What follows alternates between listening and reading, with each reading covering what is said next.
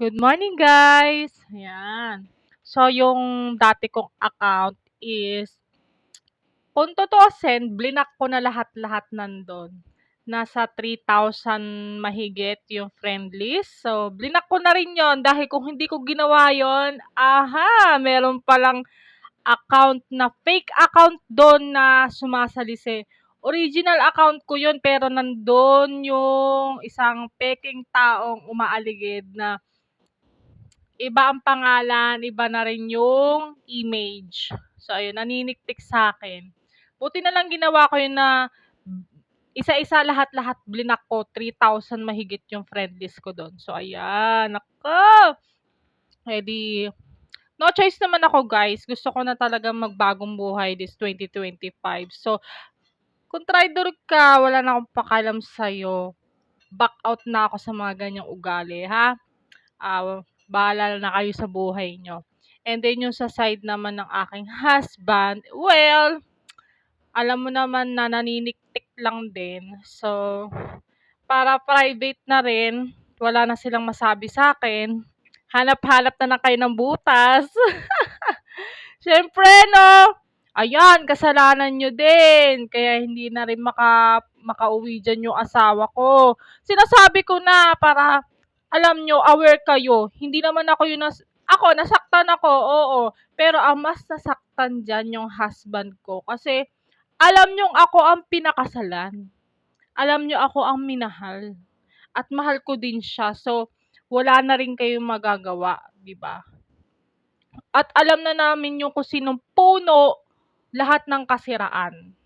Okay? So, aware na rin kami niyan ngayon kasi Year of the Snake. So, if ever man na magtanong ang magulang ng asawa ko, eh, kayo na lang ang kumausap sa kanya. Ayoko madamay. Kasi, in the first place, tahimik lang naman ako. Ang galing ko nga makisama, di ba? Sobrang bait ko, tumutulong pa ako doon sa kanila. Pero anong nangyari? Dagdag bawas sa kwento, tapos ako pa yung napapasama. So, edi syempre, ang mindset ng asawa ko is, bakit pa uuwi? Kung uuwi doon, may masasabi sa akin, ang kawawa, yung ano nila, kapatid, anak, pamangkin, apo, 'di ba? So, ako tahimik lang. Ay naku guys, kahit anong away niyo sa'kin, i-triggered niyo ako, hindi, wala kayong Diyos ko, ni minsan sa tanan ng buhay ko, walang iba akong maaway sa'kin kundi Bisaya lang. Promise. Kasi almost kasi talaga sa mga nagiging ex ko is Bisaya. Simula mga Bisaya yung mga naging karelasyon ko, doon na talaga yung dire-diretso na pinaghihiwalay kami. Hindi ko alam kung bakit or talagang course nila yon na hiwalay sa asawa ang gusto or what, yan. So, sa awa ng Diyos at God is good all the time, kahit paano, kahit Bisaya ang mister ko. Oh, yan na guys, is isaksak nyo sa utak nyo na ang mga lahi ko, Sebastian, Bisaya ang mga anak ko. So, ako bilang isang Tagalog na namumuhay ng mapayapa, at napangasawa ko ay isang Bisaya. Guys, isang kuda nyo sa akin, isang paninira nyo sa akin, talsik lahat ng Bisaya. Kasi Bisaya sa Bisaya, sinisiraan nyo. E di apelido rin nyo natatapakan sa inyo. Hindi ako. Diba? Kasi Tagalog ako eh. Tapos naging Bisaya na rin yung apelido ko. So, ano maiisip nyo doon, di ba?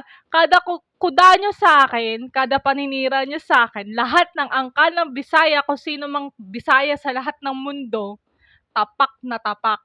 Nakikita ngayon ang ugali ng Bisaya na ganyan sila kung mapanira. Di ba? Kahit hindi ko kilala man yan, basta Bisaya or what, ang aking napangasawa ay Bisaya, i-triggered nyo ako, busitin nyo ako. Wala kayong magagawa sa akin, guys.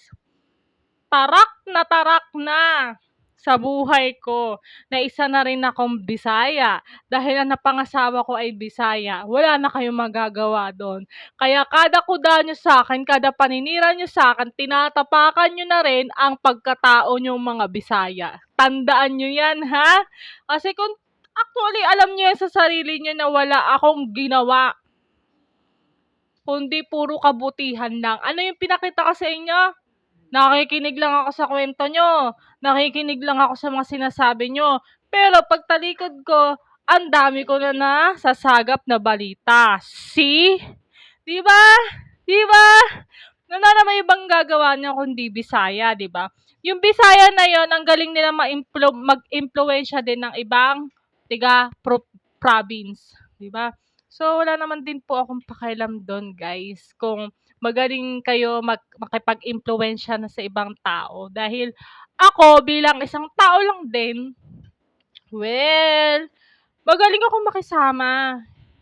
Alam niyo yan sa sarili niyo, takot kayo sa katotohanan na natatapakan na kayo ng Tagalog.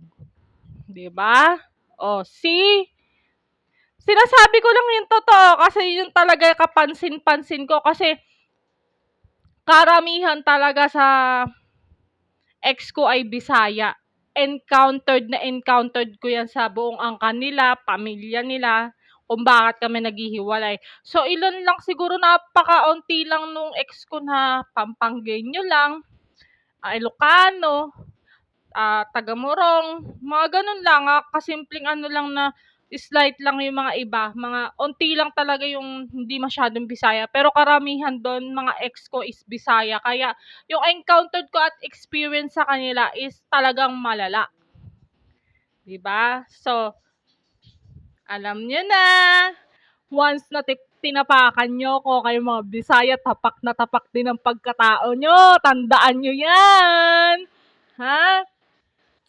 Alam niyo sa sarili niyo dahil pinakita ko ang aking buong ugali, naging mabuti akong tao sa inyo, guys. So, wala naman ako magagawa kung ganyan talaga kayo. Ako, nakakahiya naman, 'di ba? So, ako na lang mag-adjust. Halatang-halata rin naman kasi kung sino yung mga nanira sa akin before.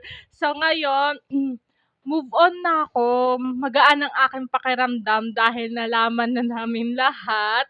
So, bahala na kayo diyan. Bahala kayo, yung nararamdaman niyo ay sobrang bigat. Kasalanan niyo 'yan kasi kayo hinadya niyo sarili niyo na ilubog mo ang sarili mo sa iyong kagalitan, insecurities, inggit. O, 'di ba? Ikaw lang din kasi gagawa ng sarili mo. Ikakapahamak mo ba? O ikabubuti mo ba? Nasa sa'yo yan, wala sa akin. Kasi ako, may sarili akong utak, may sarili akong mindset, pati asawa ko may sarili din, pati yung mga anak ko may mga sarili din silang desisyon sa buhay. Eh kayo, isipin nyo nga mabuti, di ba? Nasa sa inyo yan, kung tutuusin, matatanda na kayo. May mga edad na rin yung iba, di ba? Bakit sa edad kong ganito is 34 na naninira kayo? My God, pangbata yan. Ha? Pangbata lang yung ginagawa niyong paninira. Para kayo nakikipaglaro sa kindergarten. Parang hindi kayo dumating sa kindergarten na nakikipag-away kayo. So, nakakatawa lang, guys. Kung talagang matalino kayo at may pinag-aralan kayo at may awarding kayo, alam niyo dapat 'yun sa sarili niyo, 'di ba? Oh, eh bakit kayo nananapak ng tao? Tsismis pa. Oh, see? Okay, guys. Thank you for watching.